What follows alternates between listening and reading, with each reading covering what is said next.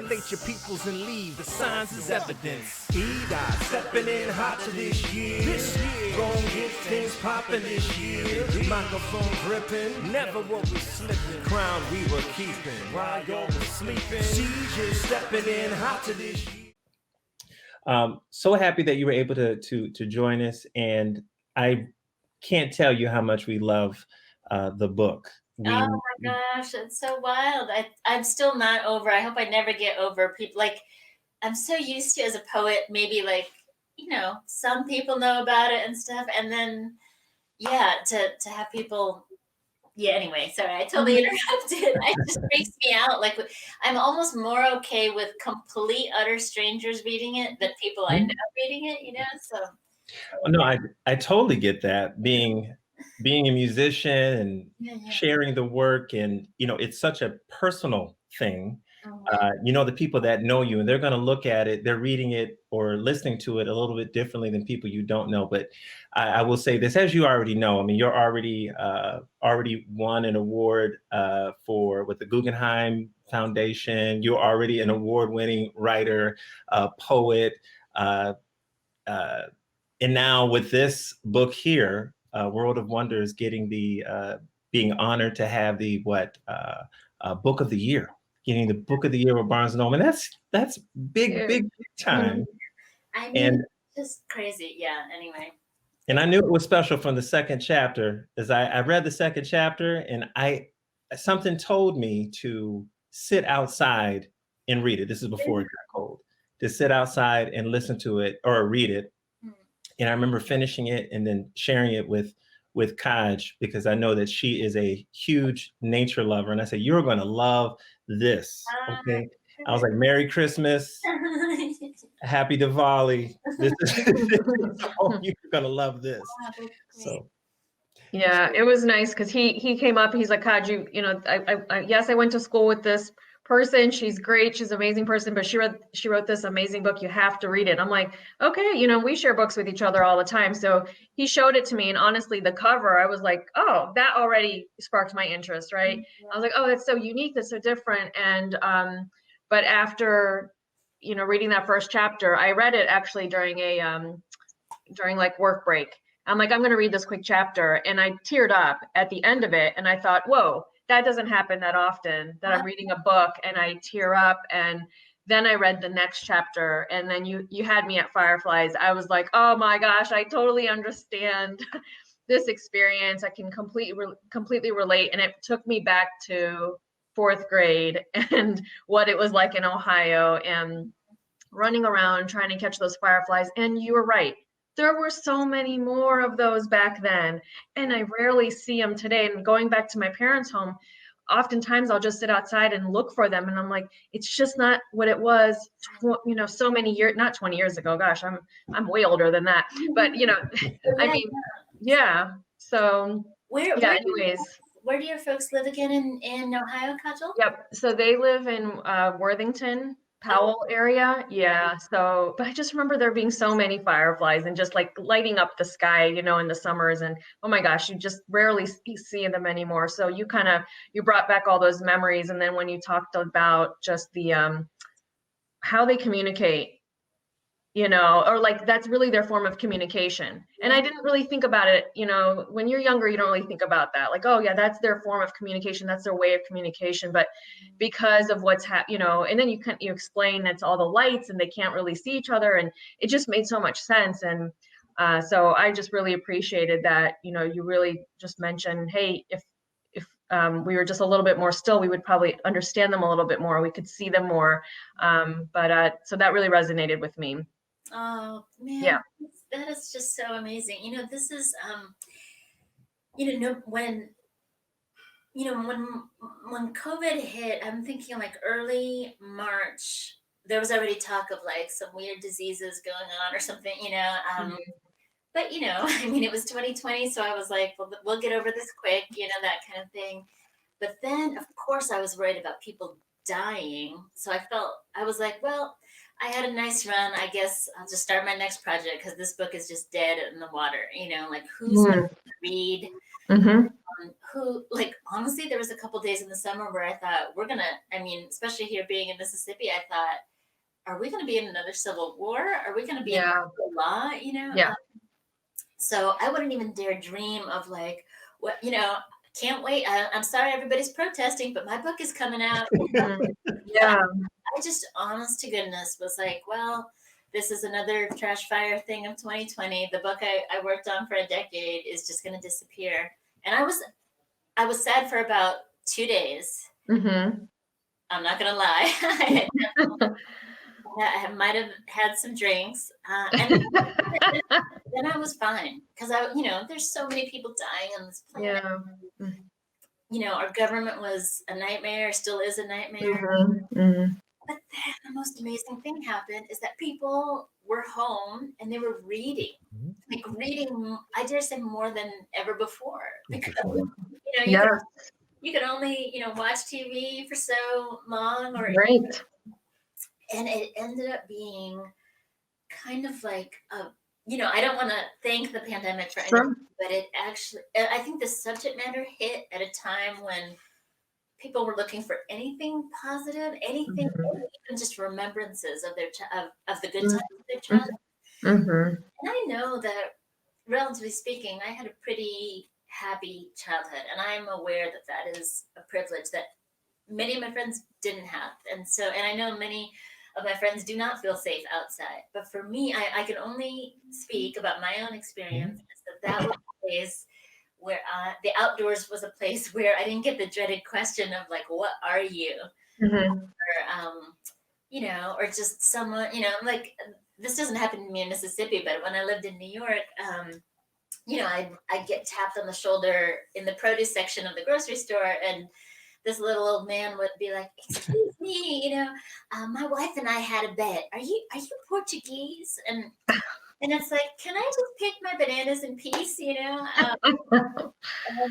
but that doesn't happen to me outside. Like outside, I can just relax. So anyway, it just was like I think it hit people at the right time, but it's still unnerving because this is just not supposed to happen. This is an indie press.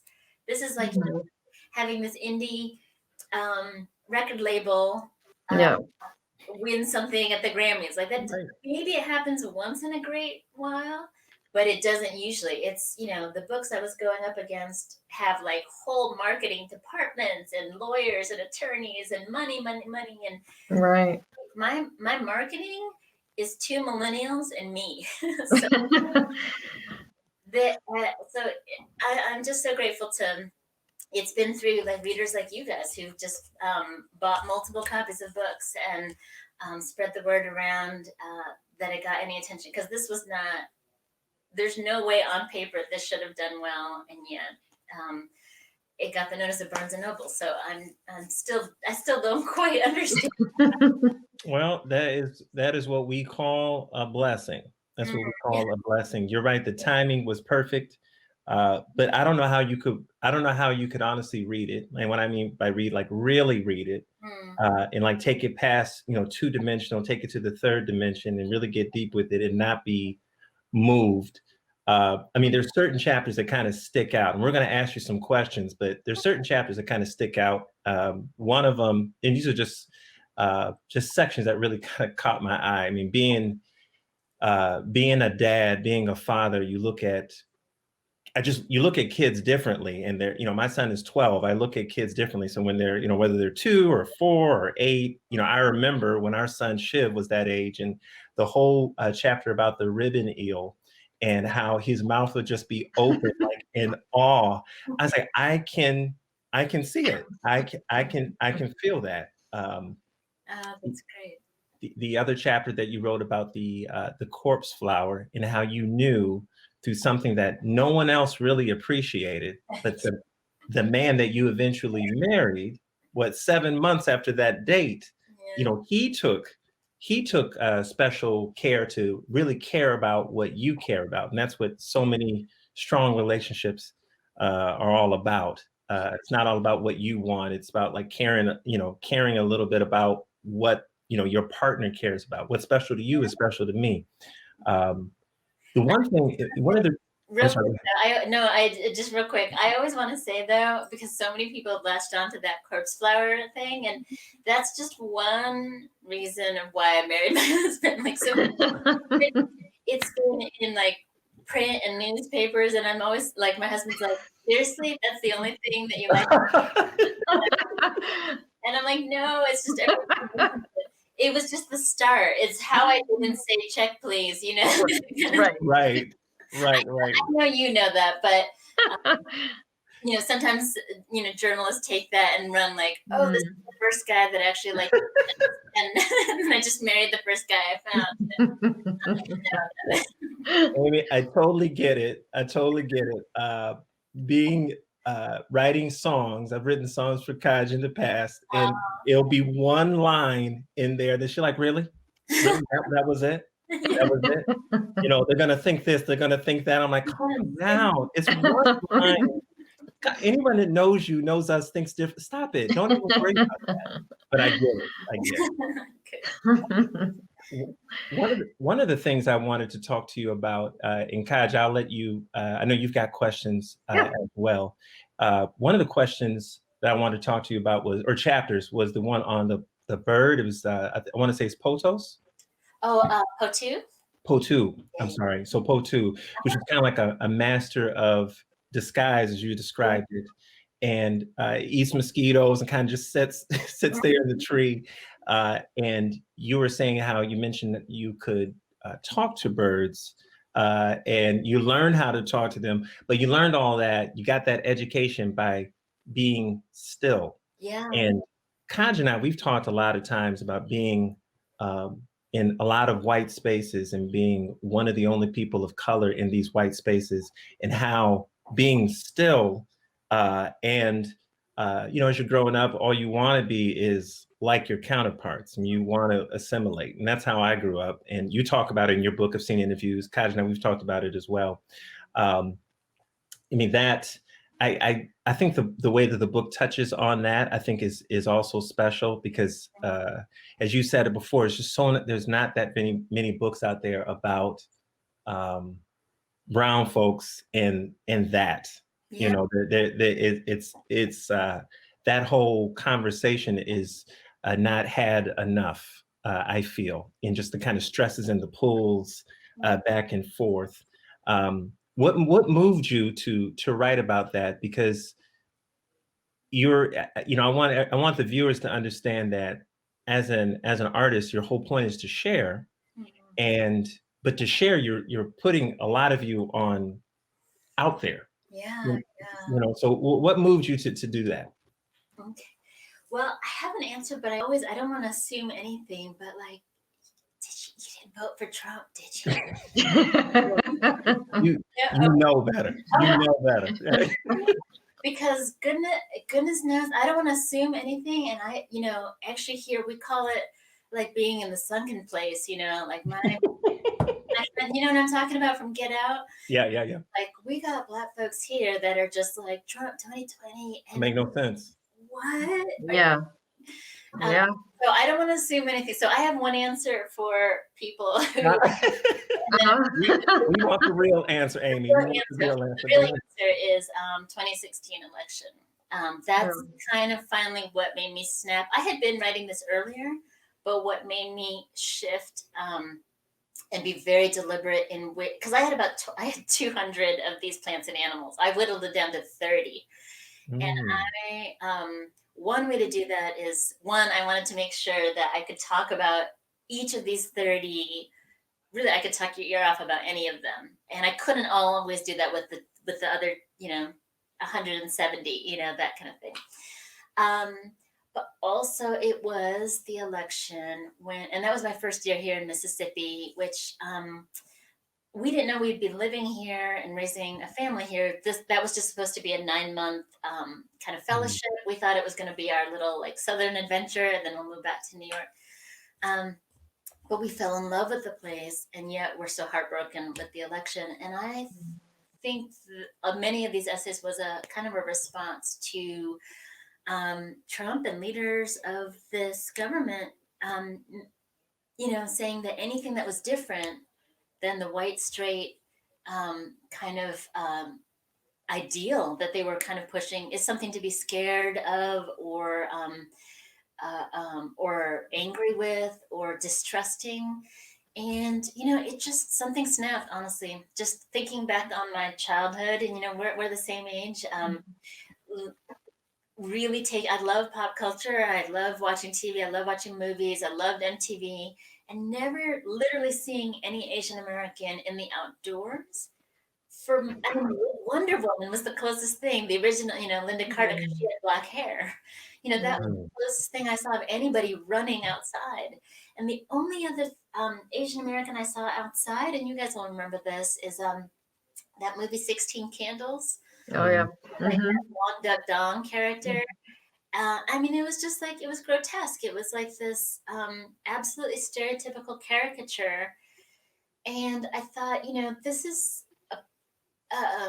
I love being outside. It makes me feel so good. I feel safe outside. And yet all the books I was reading, I just didn't see anybody who looked like me. So I married into a white family, and I love them, bless their hearts, so much. But some of my extended white family needed to have these kind of uncomfortable conversations. They all voted for Trump, and yet they would say that they love their, their cousins, or that kind of thing. Because my sister Your children.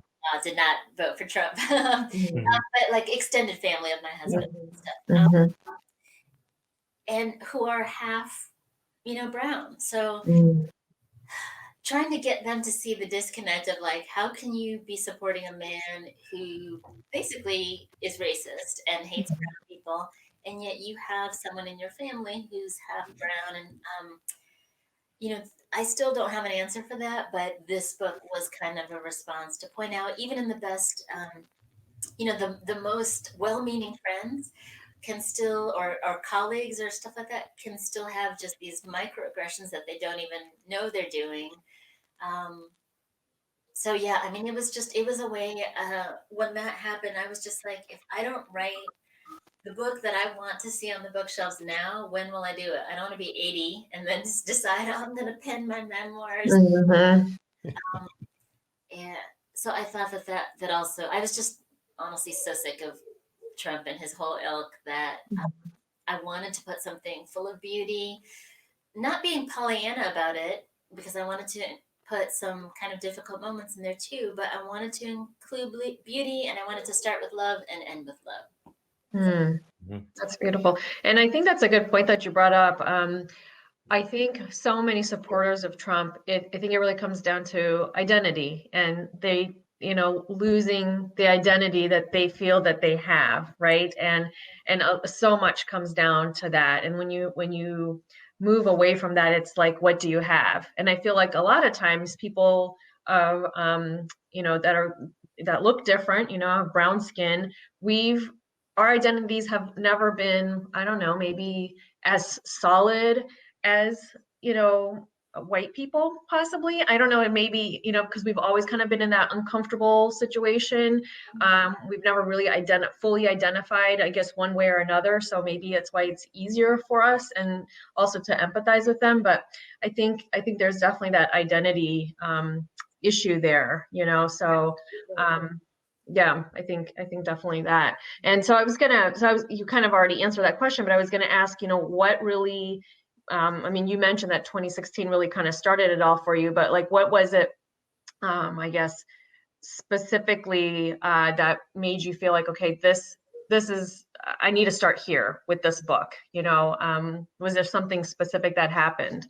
Yeah, I don't know if it was one particular thing, but I know that being in Mississippi, when I lived in Western New York, the joke is I saw more Confederate flags there than I ever do in Mississippi. Really? Yeah. Like, so we moved here in 2016, and all of my friends were like, Aimee, be careful, you know. And honestly, to be honest, like, I'm so ashamed of this now, but I didn't know much about Mississippi at all. All I knew about Mississippi was the horrible parts of this country's history. Right. And I really fully expected maybe, you know, some people on porches playing the banjo and when I've come to find, and I say that because I want to show that even, you know, an educated, liberal person can have their whole lives upended, and be humbled. When I came here and realized, like, oh my gosh, there are so many progressive people who are so sick of Mississippi's terrible reputation, and who don't want to forget it, but also want to make it right and make a better future for Mississippians. And, you know, so Oxford, where I know Mississippi has a long way to go, but Oxford, where I live, is one of the blue spots. It's like Austin of Texas, you know, it's a blue spot in a red state. And just in the 4 years we've been here, we've changed the flag. Granted, all of this is slow. It should have been a long time ago, but we've changed the hideous Confederate flag. We've got rid of our hideous racist mascot, who was a Confederate general. What was the other ones? There was one more. Oh, and we moved the Confederate statue that I had to walk by every day when I was teaching. Wow. And that's huge. None of my friends who were born here in Oxford said that they ever thought they'd see a day when that stuff happened, you know. And that just happened in 4 years. So yes, to the rest of the world, that might be like, oh, good job, you know, you're joining the 21st century. But for Mississippi, that's fast, and that's huge, and that's hopefully showing that the tides are turning a little bit. So I wanted to show. I started off with that essay Catalpa because I wanted to showcase how things from the plant and animal world became kind of like friends and as lighthouses for me. You know, when I first encountered a Catalpa, I was 12, living in the mental institution grounds in Kansas, and I had not seen a Catalpa again until I moved to Mississippi. So when I encountered that on the campus where I teach, it was like seeing an old, long lost friend. And you know, I had names for it, and I wanted to showcase how important names are and how there's a direct correlation that when you don't know the names of bird and the things that are just around you, I'm not saying you have to go out to the mountains or anything, but if you don't know that the birds that are in your yard have names, you know, like scarlet tanager or even just robin or cardinal, the kind of the common ones, it's easier to be able to dismiss it and say, oh, I'm going to clear that patch of forest, not, oh, there's catalpa trees there that I'm going to clear. And in those catalpa trees are bunting, indigo buntings, and those buntings eat salamanders, and those salamanders, you know, it'll make you pause once you get to know the names of things. And I think we could see this today, is that there's a direct correlation of when you don't know, when you it's easier, for example, to do violence on people where you don't know anything about them. You know, you can just say, oh, on the other side of the planet, this is collateral damage, you know, but you don't realize, oh, there's a little boy named Kava who has his favorite book about fish, and he sleeps with it under his pillow, and his grandmother gave him that book. Why would you bomb that village? You know what I mean? Like, but there's no Kava there, you know, but it's easy. Our government wants us to just make anything different, nameless, faceless. So I wanted to do the opposite, give specific names. And I didn't want to lecture to people, but I wanted to show that the world is so amazing, so interesting. And you can still be curious, you know, about plants and animals, and then people. Well, I think that I definitely think you succeeded with that. And the chapters that you wrote about the monsoon was very poetic. I'm very tough on poets. I'm very tough on poets. I'm just not so interested in poetry as I am in just like stories or what have you. But this type of writing, it caught my attention because it was, hey, information, I'm going to teach you a little bit, and then I'm going to draw this analogy over, and I could feel it. You know, I could definitely, I definitely could feel it. One of the things I liked was the just learning a little bit more about you. I knew you in college. I knew you were an RA. We're both resident advisors, right? Trying to get that free room and board. I think that was very purpose. You know, I can't remember, Toby, you were RAs until our senior year, right? Yeah. So same. I got like a scholarship my first year, and then after that I did not. So I was very purposeful, wanting to do anything I could so that I could just pay my way through college. I did not, all of my, you know, my parents' friends, kids would just get these, you know, their parents would help them. And I just wanted, it was my first like little bit of independence that I didn't care if I had to, oh my gosh, just sit and work on the weekends, you know, for extra money. I was not going to ask for a dime from my parents. And, you know, they still, of course, would, because they're my parents. But, you know, so many of my friends were like, why were you an RA your senior year? You should have been off campus living it up. I was like, yeah, but we got paid. Yeah, no, I was in the same exact boat. Really? My sophomore year, because generally RAs that's like reserved for like your juniors and seniors. I want to say, I think you might have been in the same boat, because I think I became an RA like in my sophomore year. You know, yeah. Sophomore year, I was a student, so you were even earlier than me. Yeah. I impressed somebody. Somebody liked me enough. Somebody liked me enough to give me a shot. But I remember those times, and you know, it's interesting. You mentioned the chapters and how you mentioned like moving to Mississippi and how you were humbled to like, hey, I'm an educated person. I've taught at these schools. In fact, I teach people, and still being open enough and to say and aware enough, or as the kids say, woke enough to say, you know, to say, hey, I don't know everything. I had a whole preconceived notion about this whole land and area, and now, you know, I'm amazed at what it is. This is different than what I expected. And I actually like it. What the part in your book that did that for me was the part about the octopus, the chapter about the octopus, and how you describe the beauty that an octopus that has died turns a lavender color, right? Like, oh, that is so pretty. That's amazing. But you tell this story about, where were you? Was it Greece you were at? Greece. But again, I was working, you know, there was like one, you know, they say don't read reviews. I read one review. It was like, this writer's very privileged going to Greece, and it's like I was but I was teaching, and I was able to bring my family, but basically I worked for free because anything I made that would pay for my family's tickets, you know what I mean? And so it was an amazing situation. It's, you know, you're teaching in Greece. I have no complaints, but for someone to just again assume the worst, that I'm somehow like in Greece free, snorkeling in the Philippines, and I also wanted to be like, you know, the place where I was snorkeling in the Philippines, people were literally like barefoot and in such poverty. We were snorkeling with plastic tubes that I don't even know where.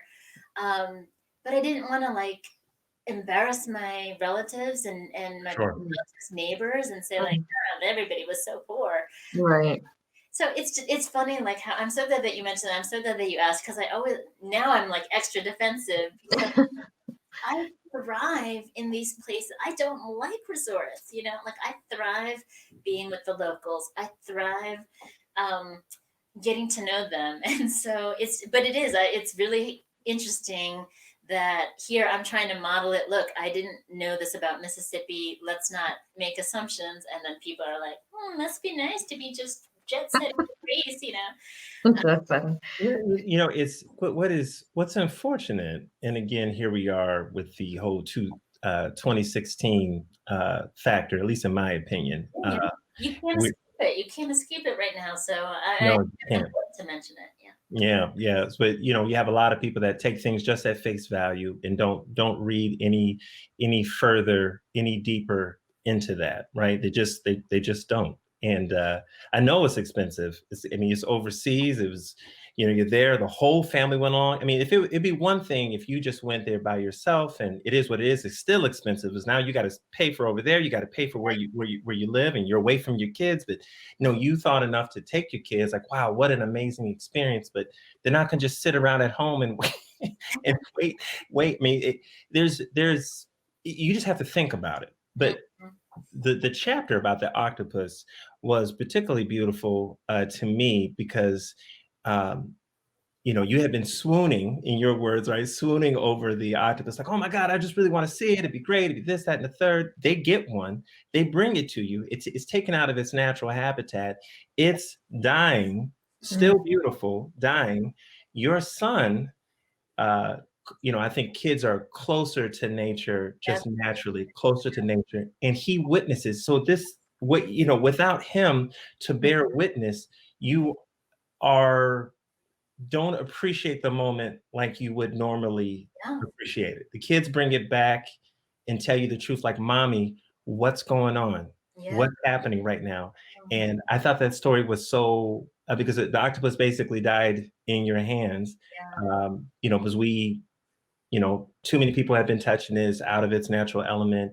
And that chapter meant a lot to me, because Kaj is very much so, you know, about that, and kind of keeping me in touch with nature, and like let me think about things just from a different perspective. I used to love going to the circus. I used to love going to the circus. I was a kid. Like, who doesn't want to go? Clowns. Well, maybe not the clowns. Maybe not the clowns, but everything else. But she was saying, you know, those animals are not in their natural element. Does that really make sense? Would you like to be in a cage? And I was like, whoa, you know, you're right. You're right. For a person of color, that's like, hey, now. Hey. So I appreciated that, and I think and I'm saying that to you because I want you to know that I know that you, out of the 200 essays that you wrote, you picked 30.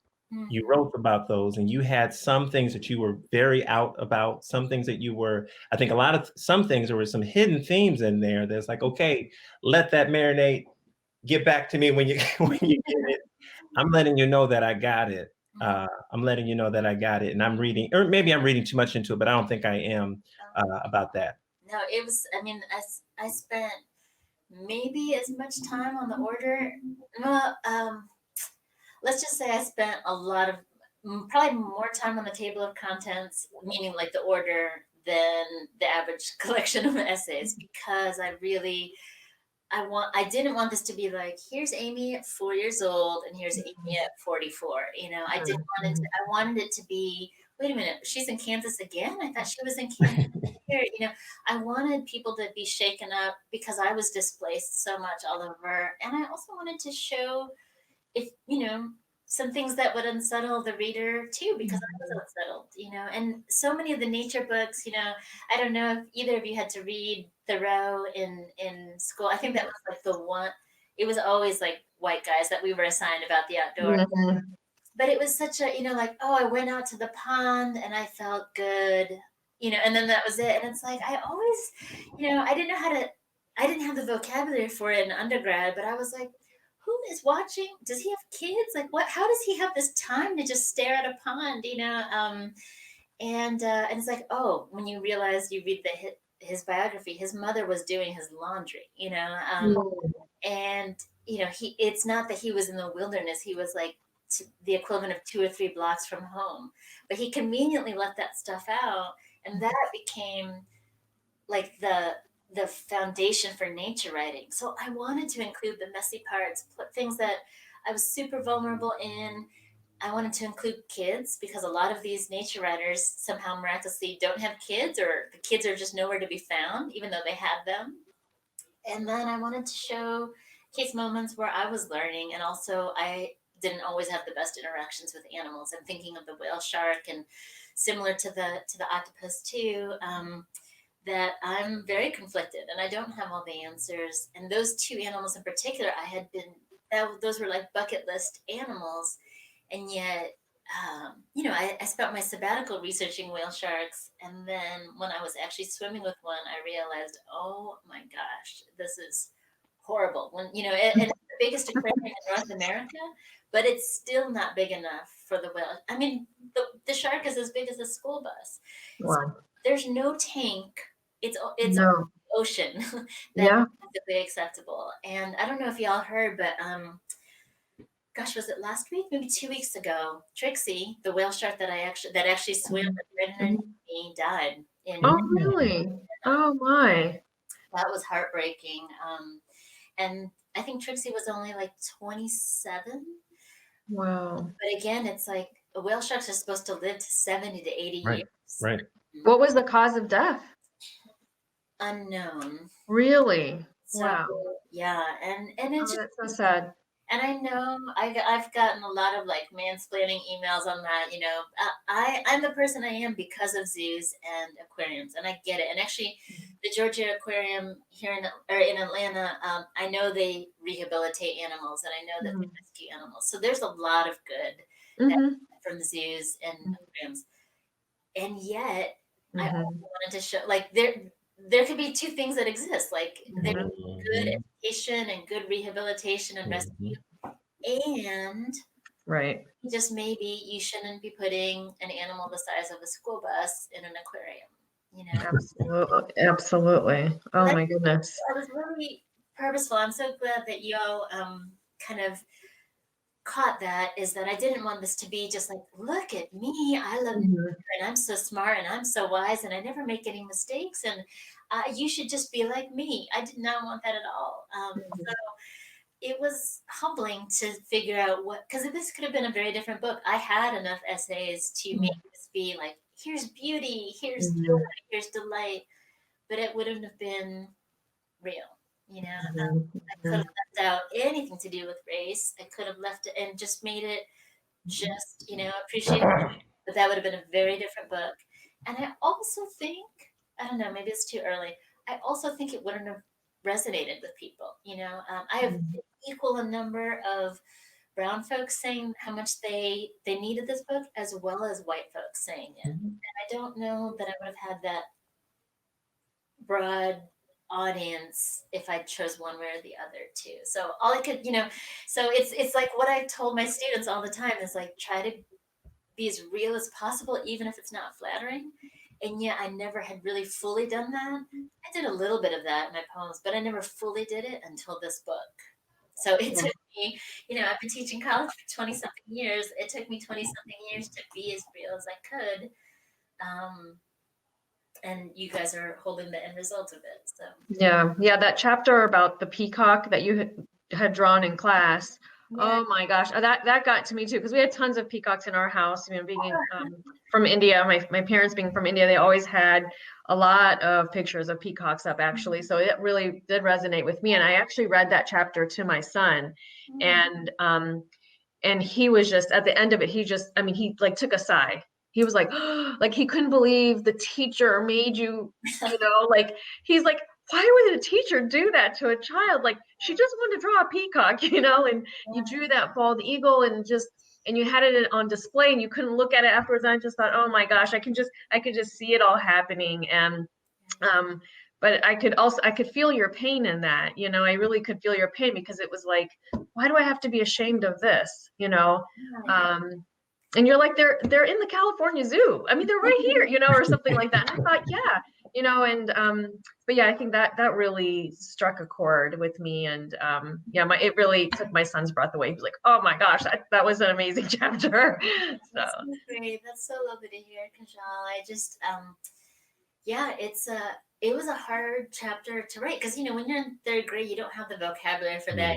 I didn't even know what the word microaggression is or whatever. All I knew is that to keep a kid from recess was the worst thing ever. Yeah. Teacher's pet. So it was just, you know, and yet, like my husband says, like, I could just picture that's little sassy Amy being passive aggressive and drawing that eagle, you know. Picture you doing that. And it's like you can't make this stuff up. Like yeah, it all happened, and yet it was also, I worried so much about what my dad would think because we, you know, this very stoic Indian man talk feelings, and and he said he wept when he read it. it, but he didn't realize like what officially was going on. You know, I never explained to him what had happened in school. And yet, he's like, you know, I mean, one of the things he said just recently, which is we've talked more about our feelings since this book has come out than in my whole relationship with him. But he's like, I didn't realize how much moving you and Joanne, my younger sister, moving you around and putting you in such heavily white environments did, and yet you still, you know, made honor roll. You still did this stuff. So I was like, Dad, you don't need to apologize. And he's like, I think I could have been easier on you, you know, or I think that kind of thing. So that was huge. It was like I didn't expect that. Like he's never expressed that to me, you know, ever. But that one in particular, I mean, he said, "Oh, I just thought you were being, you know, like emotional," is what he called it. Yeah. He doesn't remind me of anyone, does he? He don't remind me of anyone, does he? Not at all. My dad's like that. Yeah, no, I think he's like kind of standard Indian dad, kind of in some ways like that, you know. Yeah. And so, anyway. But you mentioned, you said they removed all the peacocks in the house? They did. That's incredible. I mean, for them to know, like, oh, this is affecting, I mean, something's going on here, you know, so. But it breaks my heart because and in some ways, actually in many ways, I wish they did it, you know. And it took me, I had to go through it myself, I think, to just finally be, you know, and you know, I'm looking here at my bookshelf, like I'm looking above because it's my bookshelf, and there's like 1, 2, 3, 4. There's like at least 6 peacocks and all of them sitting. So I fully embrace it now. But I just didn't, you know, nothing in pop culture showed me that it was okay to have nothing did. And that's not an excuse. It's just that's how it was. Sure. I know that there's people like I have Filipino friends in New York City. They grew up with an amazing Filipino community. They have kids and just big family parties. I didn't have that. It was like the four of us in the family. So, and my parents were all trying to assimilate into their work environments. My sister and I were. So we had no models. And I guess I'm like, you know, I have my boys are 10 and 13. They grew up with like Dora the Explorer, you know, I guess the tail end of Doc McStuffins and stuff like that. And so they've seen people since they were kids that were people of color. But it is something when the only person that I could even like relate to was Wonder Woman, and that's she had black hair. So again, I was nervous about including that because I didn't want my dad to feel sad. It's a shame too that I ever wanted to be, you know, now anybody who knows me now knows like I would just as soon say that I'm Asian than even Asian American, you know what I mean? But it took me years to kind of overcome that. And why would I learn any better when I had teachers, I had pop culture that I was drinking in, all telling me that beauty was blonde, beauty was blonde hair, and I didn't have a crew. I didn't have a squad, you know, my squad was blonde. Yeah. It really kind of wasn't until college that I actually even had, you know, Indian and Filipino friends, you know. Maybe I had a couple in high school, but because I had just been, you know, I moved my junior year, so it was just very quick friendship, and then we moved, you know, again to college.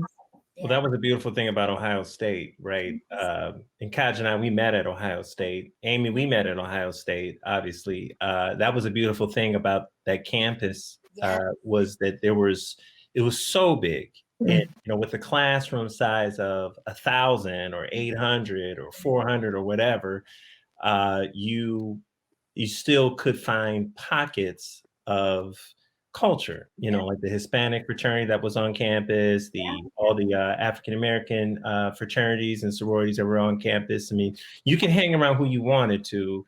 You just had to find them. And you know how South Campus was. South Campus was crazy. It was insane. Wow. I can't believe we made it. Right? I don't know if you guys remember, but I wrote about a little bit about the time on South Campus in my essay Flamingo. Yeah. It was maybe 2-3 years ago.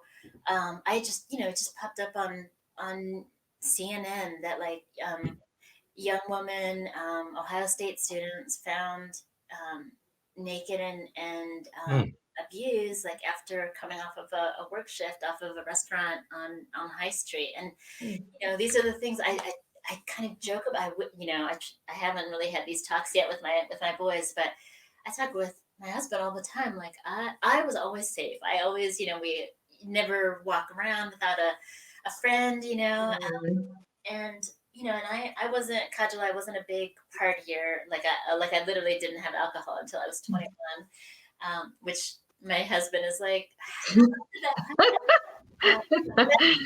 knows this. I was. Yeah. I didn't either, Aim. Well, you were 20. Like, yeah. How old were you, honey? Look, I was older. I'll put it that way. I was older. So yeah, I didn't really get into it till later. But that's a whole nother podcast. That's fine. But the gist is I love to dance. So my girlfriends and I, we would go out dancing, never drinking, and yet it stopped me in my tracks when I, again, as a mother now, reading that news article and just being like, damn, that could have, I know so many friends he'd be like, bye, Amy, I'm leaving. And then they would just take off. And sometimes I'd chase after them. Sometimes I wouldn't.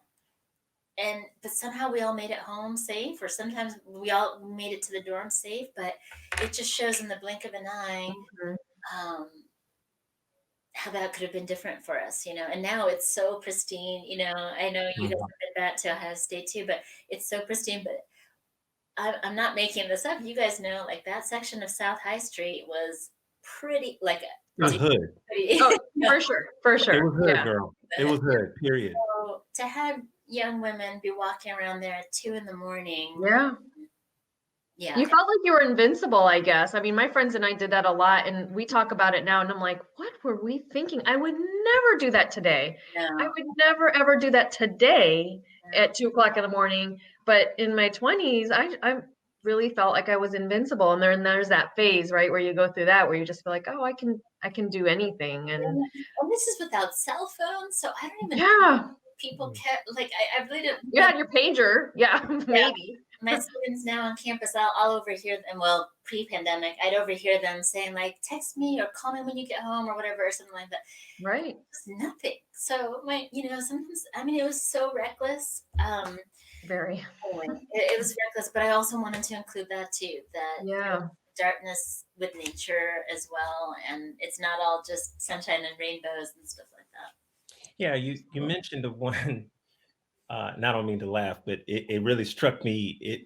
The chapter, I was like, whoa, what just happened? What just happened here? The one chapter with the one bird that has the nail that I was like, what is this? I had to take Amy, look, I took a break from the book at that point. So I was like, okay, we will come back to this later. But the part that was interesting to me is even in nature, right? Even in nature, because these things that we're talking about, these people being kidnapped and killed and whatnot. I mean, it's a horrible part of any society, whether third world or first world. It exists. That's why we have police and surveillance systems and things like that.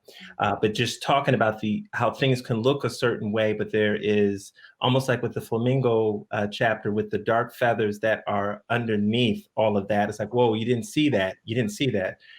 Or some things are not, you shouldn't get too close to, even if it's, like the whale chapter. And I don't mean to bring up necessarily a bad memory for you. And I want you to keep this all in mind. We can edit all of this, right? We can edit all of this because it's not It's not live or being broadcast anywhere else. But that chapter that you wrote about the college students and all of that, and all what was going on Ohio State campus, and how you were you would say something and you had italics that would kind of like, oh my God, I hope they get home, and blah, blah, blah, blah, blah. It was just like it was just really well written. It took me back to one of the last times that I saw you. Remember, we used to work together at Drake, at our Dracket Tower. Oh, that's right. Oh my gosh, yeah. And I Bracket, that is a name I have not said.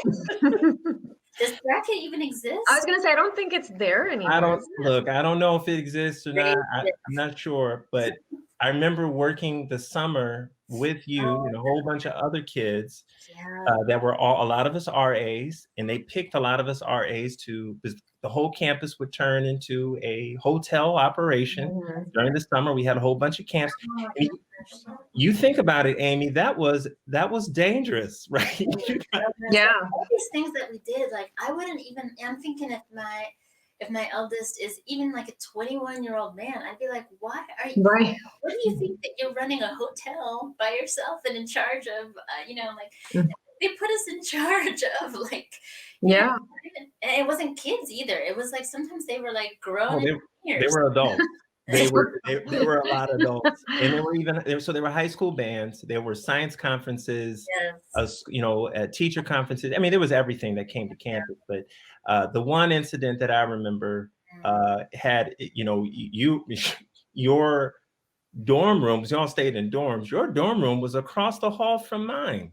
And I remember, I just remember one day going down to our meeting and everyone saying, and that, I want to say our boss's name was Scott. I want to say Scott was like, yeah, Amy's not here. She's going to be gone for a little bit. She's taking a break. I'm like, well, what happened to Aimee? What happened? What's going on? And there was talk of a potential break-in. And then when all of it came out about what had happened, and then the dude that actually tried to break in was a cat that we worked with. Crazy. One of our fellow RAs. Unbelievable. Like the all-star RAs of campus. You had to actually apply to get this job. Wow. Yeah, no, Toby, That's terrifying. You were one of my only like people I could trust at that point. It just shook my whole world. I mean, I literally had to get a restraining order against this person. What? I had to go to court. I mean, for an RA, and you expect that there'd be at least a somewhat vetting process, or something, and yeah, I mean, definitely, I was absolutely thinking about that time when I was writing, because that was one of the most vulnerable moments of my whole college existence. It was junior or senior year, I can't remember. I think it was the summer probably between your junior and senior year when it happened, I believe, because I did it 2 years in a row. I think you came on the second year. When you spoke about, the only reason why I'm bringing it up is because it really, I remember having a talk with you afterwards, like, because I was concerned. I was like, are you okay? Are you all right? And you were telling me about what happened and how he was trying to key into the door and you're locking it, and he's trying to key in and you're locking it, and you didn't have your glasses or your contacts on. Oh, it's terrifying. And oh my gosh. I'm like, blind without it. I was just really like, anyway, gosh, that's right. You remember all that. That's amazing. Yeah, well, and I remember it so much, obviously, because it's horrible. 2, because we were friends. Number 3, because it was a very vulnerable moment for me, and not obviously not in the same way, but in the way that, like, man, I couldn't help her.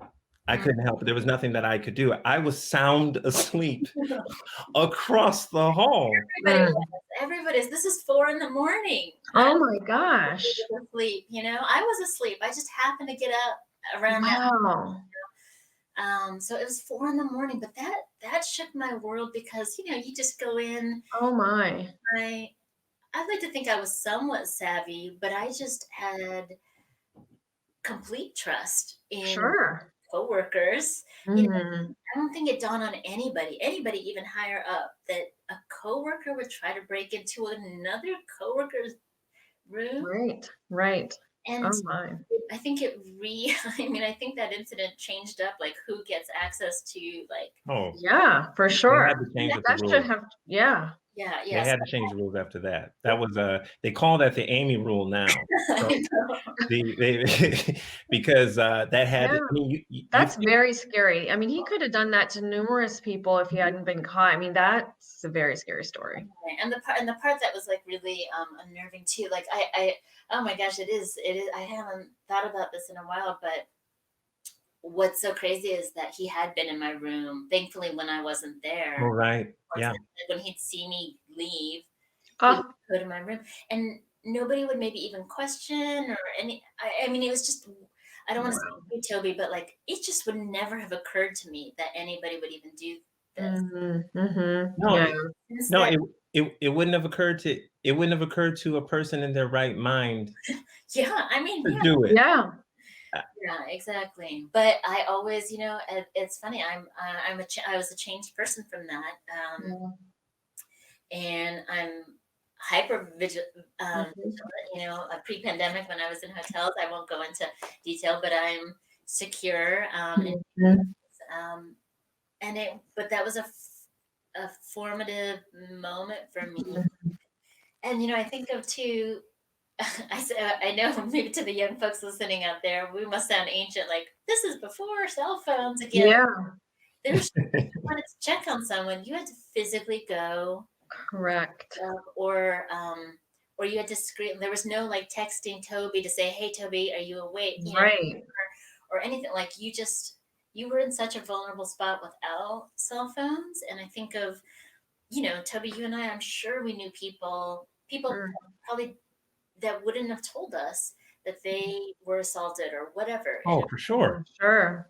Oh, for sure. I mean, my year of being an RA was a transformative experience for me because that it's funny, they probably would never do this now, but they actually gave me an all women's floor to be an Which is RA. crazy. All women's I floor. mean, what? So you can imagine me on move-in day with all of the parents, and I'm looking at the father dead in her eye, like, yes, sir, I will do everything I can. Your daughter is safe here. Trust me.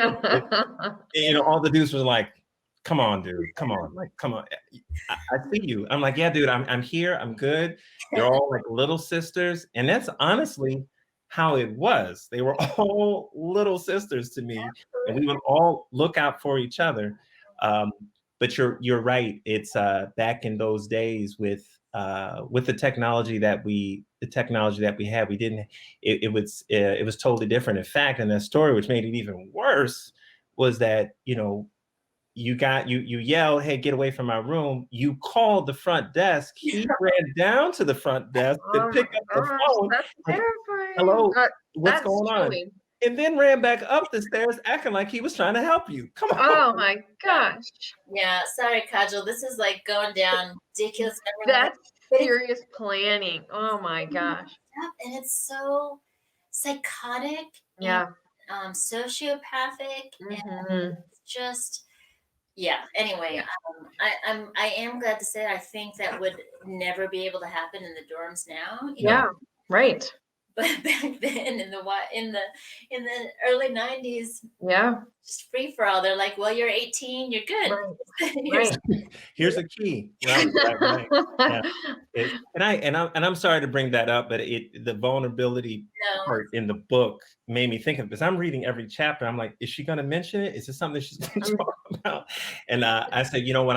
I knew after the second chapter that I already had the idea for this show, and I knew you were on my short list of people to talk to. I was like, I don't care how many books she sells, I'm talking to her about this. I don't care if I'm the only person that read the book, we'll be talking. That's so nice. I know. No, from the get-go, you were always, and that's why too. I'm Capricorn, so I know. Even just from this weekend when Barnes and Noble announced it, I've got people coming out of the woodwork. People I haven't seen, like, hey, how's it going? And no, Toby, I shared since I was at open mics, so I'm still generous and kind to everybody, but a Capricorn doesn't forget. I feel that. I feel that. Kai, do you have some other questions? I mean, I think, really, Amy, you hit on so many things. And I'm just, really, I don't really get excited to talk to a lot of, I don't know, a lot of different types of people. Toby's like, oh, aren't you excited if we get to meet this person or talk to this person? I'm like, not so much. But when he brought your name up, I'm like, can I be on the interview? And he's like, of course, but anyways, we're just really excited and really honored to talk to you. I mean, I bought so many books for my friends. I sent them to everybody. I'm like FedExing all these books. I'm like, you have to read this. It is going to take you to a different place. And I think you're right that this time period was, it's a necessity to have these types of books and to slow things down and bring people back to earth and connect them back to nature, in a different way. And it's just so uniquely written and just really, I envy you because I've always wanted to write, like this, and I'm thinking about like your writing process, like how did this even come to you, So like, thanks for sharing all of that information. It's just, I think there are times when you have those moments of stillness when things are very creative and ideas flow very quickly. And I guess my final question for you to you then is, you mentioned Oxford and how like things lined up for you inside. Yeah. It was like magnets you mentioned. And then, so I'm wondering, do you feel like you changed as a writer? Do you feel like you opened up differently as a writer when you moved to Oxford? Yeah. Oh, that's such a good question. Man, I could tell both of you did your homework. Like I've been on so many interviews where it was like you could tell they just barely skimmed the book, and just a quick Google search and then that was it. Which is fine, I get it, but these are amazing, amazing questions. Yeah, and I guess the one thing I would say is that I could fully exhale here. I just had a lifetime of being that kind of axolotl smile of like my close friends know when I'm like sitting in a room and someone's like, Amy, your name sounds like, whatever. Someone say like, you must be from Byzantium, or like, what is somebody, it was a giant auditorium full of like high school kids. And I was like, are you freaking serious? They spent like 20 minutes on my last name. And it was just, like, Toby, you would have been able to figure it out. I sat there with like, smile where I just like knives inside, but I have to put on a smile because a bunch of high schoolers are watching me. This is the one place. It's ironic too because it's Mississippi, which doesn't have a great reputation with dealing with race relations, and yet this is the one place where people don't ask what I am. This is the one place where I think it's, when we moved here, my youngest was in second grade, and their first field trip was, and I always was like, no matter what I'm doing, I'm going to drop everything and be a chaperone. And, in New York, it was like going to this park or going to, I don't know, it was a lot of parks, which is fine. But this one was like, we're going to the Lorraine Hotel. Do you guys know the Lorraine Hotel? Like where Martin? Yeah. And Memphis is like 45 minutes away from here, about an hour away. And I was like, okay, well, surely they've got a second grade version of the tour. Because I had been on the tour, we hadn't yet taken our kids on the tour, but my husband and I had gone, and they bring you out to the balcony. They show you the window. And, as we're going through, I was like, okay, I'm waiting for the second grade version. And they did not mince words. So they were like, okay, gather around. These are 7, 8-year-old kids. They're like, yeah.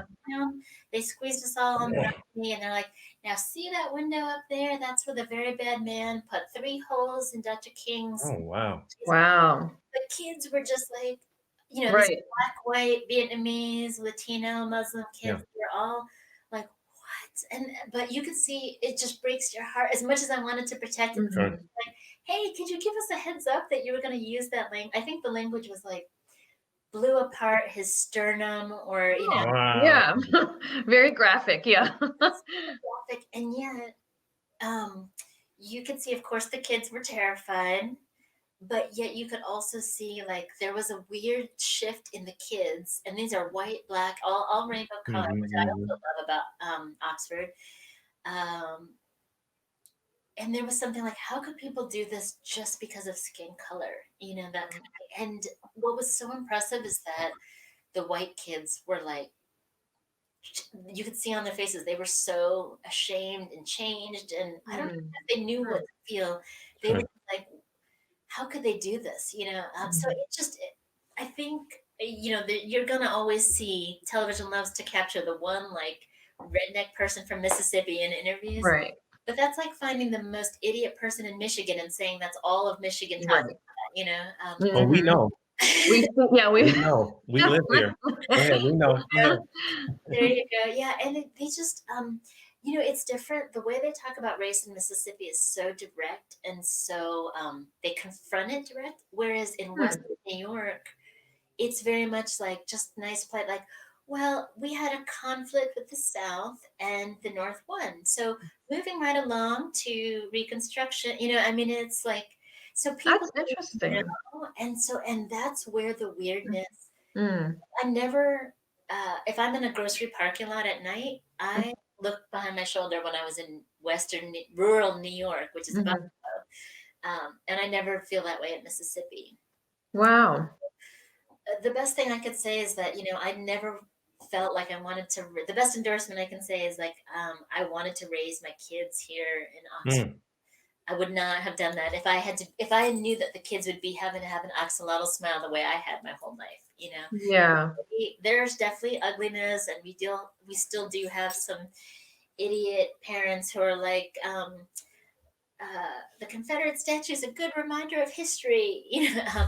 Sure. Right. They're definitely in the minority, and I just love how you face race here in some way.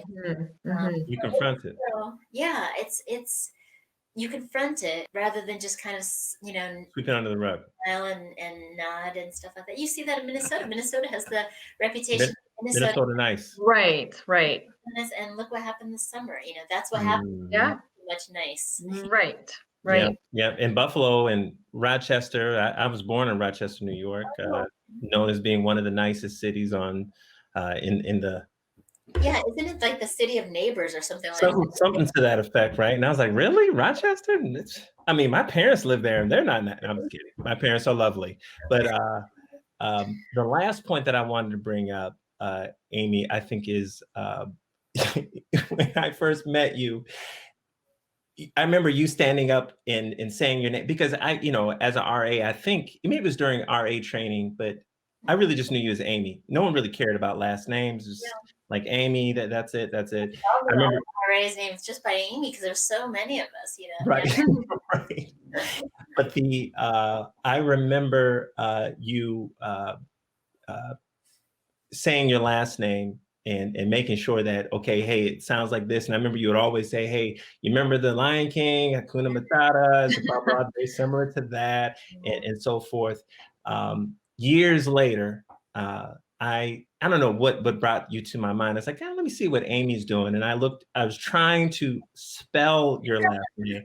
And I'm like, I mean, look, I had to call up a couple of pastors to pray for me to help me remember how to spell. Because I'm like, I don't know how, but I remember I eventually found you. I was like, okay, she's writing. That's awesome. That's awesome.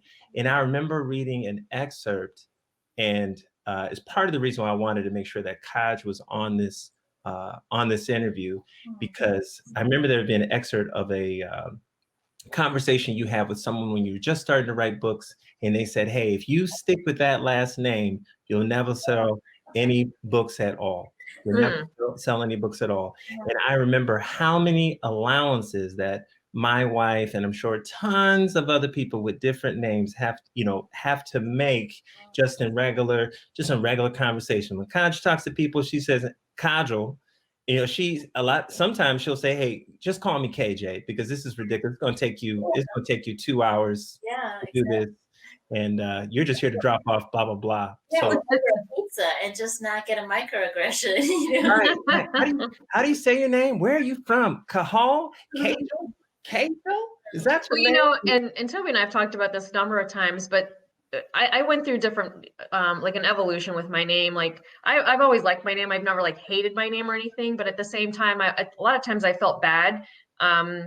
I'm thinking, okay, if I tell them it's Kajal, is it hard for them? So I always thought about like, oh, it's gonna make them uncomfortable, you know, and that made me feel bad. And I was like, I don't want to be, but it was also a selfish thing, right? Because at the same time, I'm thinking, well, I don't want to be more different than I already am. So how can I make it more American, you know? So okay, so you say KJ to make it that way. And you know, even now at times, I'm in my 40s now, but still, you know, I'm like, oh, I want to make this person feel comfortable. Just call me KJ, you know. But I have to say, in the last 4 years, especially, there are just certain people I know that, I mean, I'm making an assumption, but you know, like I'll look at them and say, I'm gonna have to tell them KJ. But if it's another type of person, I'm like, I can say Kajal and they're gonna be okay with that. Like they'll accept it. Even though I was a high school English teacher. I mean, right? Like I mean, I have good command of the English language, but still I think somebody would look at me and think, I mean, because I've had people before, you know, I've even spoken to them say, I remember I think it was at Ohio State. I remember somebody pushing me and saying, well, you know, you can't speak English anyways, you know, and this was like at a bar, and, you know, it was just, and I was like, wow, like this is really happening right now, you That know? was bad, Amy. That was a bad situation. Oh, were you there, hon? I was there. Yeah.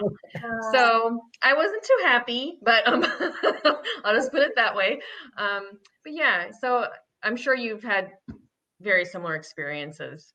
Oh yeah, and I've gone through an evolution of my name. Now, if you don't mind me asking, Kajal, did you take Toby's name, or what is your maiden name, or I ended up yeah, I have Toby's name, but my last name is Bhatt, Butt.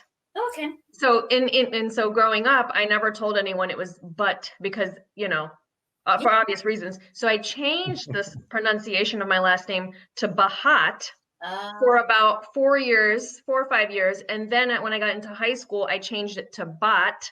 So like I tried to get closer and closer to what it really was. So, but I didn't realize what I was doing until I was older, thinking, wow, I actually did that. I mean, I changed the pronunciation just to make it easier for people. Absolutely. Yeah, what you said, oh my gosh, that's absolutely, and you should write about this, you know, even if it's just like a journal entry or something, you know, it could be like a great, like kids picture book or something. Yeah. What you said about like making, you know, I think that's part of what also flipped, and for me, in 2016. So Toby, that thing, actually, there was this, it was one of my students in Florida. I was teaching a poetry class in Florida, and he pulled me aside after I had, you know, he heard me say the Hakuna Matata thing to an audience. He pulled me aside after and was like, you know, you don't have any African American ancestry, do you? And I was like, no, why? And he's like, why would you tell someone Hakuna Matata? He's like, that's such an insult to Malayalam, you know, and he didn't say it in a cruel way. He was like, why are you making all these white guys, white women and men laugh and feel okay? You know what I mean? Like they ashamed of themselves because, as you said, a 6-year-old can say it. And I was like, oh my gosh, thank you. His name is Vishwesh. He and you know and but it took another Indian guy who was supposed to be my student, and yet he taught me so much.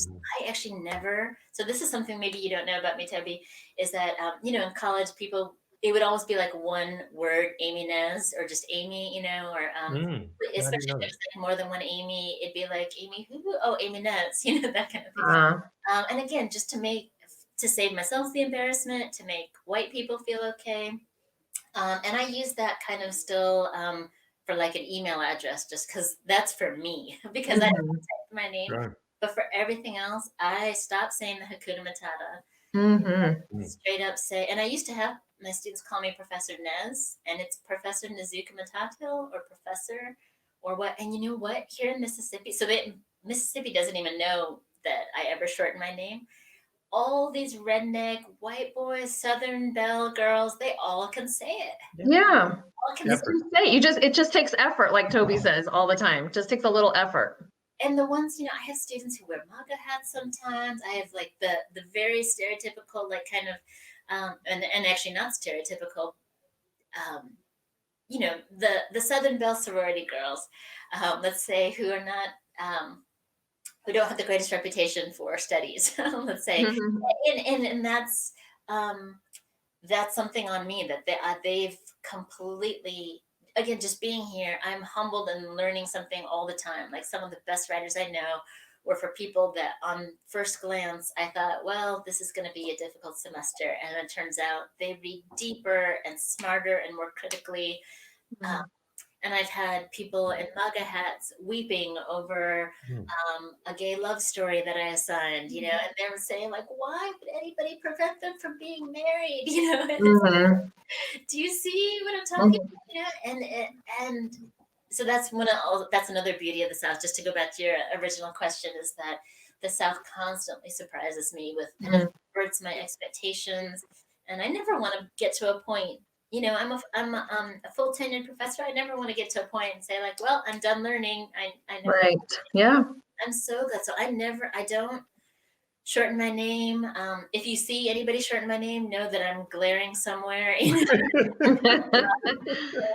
And I make them say it. You know, and again, my kids knew it since they could talk. So it's, but it is, and that happened for me in 2016. Now too, it's a way of making someone, it's a way of like hiding the ignorance of who's saying it. You see, you know, you see Trump and everybody is saying like Kamala, right, on purpose almost, you know, that kind of thing. And it's like, that's a way to dehumanize someone, is to take away their it's not exactly the same by any means, but you know, there's a reason why Black men were called boy, and they're full men, you know, 70-year-old men called boy, you know, it's humanize them when you don't have a name, you know. So this is all just, that's not even on the same plane, but it's all connected. Yeah. So I, you know, and my sister didn't do it, but I promised my dad when I was in 5th grade, I'm never changing my name. And there was definite times that I was embarrassed. I'd be so cringing anytime, you know, first day of classes, you know, that kind of thing. But I have changed, you know, I have changed. Well, That's great. I will say this, that you know, I think with this book, I think, you know, I was talking to you, I was congratulating you on Instagram, and I was like, hey, I mean, this is fantastic, and you're winning this award. I mean, is this real? Are you in the running for Barnes Noble's Book of the Year? And like, yeah, Tobe, I can't believe it. I said, well, what did you expect? It's a great book. And you're like, Tobe, I didn't have any of these expectations. One thing I will say, Aim, is that you, if just like cooking, right? You can, you know, you had 200 essays, you shortened it down to 30, you picked the 30, and you were real with it. So just like cooking, you seasoned it with real stuff and real events, things that you knew that would resonate with people, especially during the time that we're living in. Keep being real. Keep being real. Don't change, even if only one person gets it, because you're leaving a legacy. And you see what happens when we're real. Yeah. You see what happens when we're real. And I appreciate that. And you know, keep writing. We're definitely we're trying to spread the word as much as we can. And it's not just because we got love for you, and it's not because we're friends or State alum, you know, OH. It's more than that. So, but hey, Aimee, we're not going to take up any more of your time. You've been so gracious to spend time with us. So thank you. Thank you so much. Thanks so much. Have a great evening.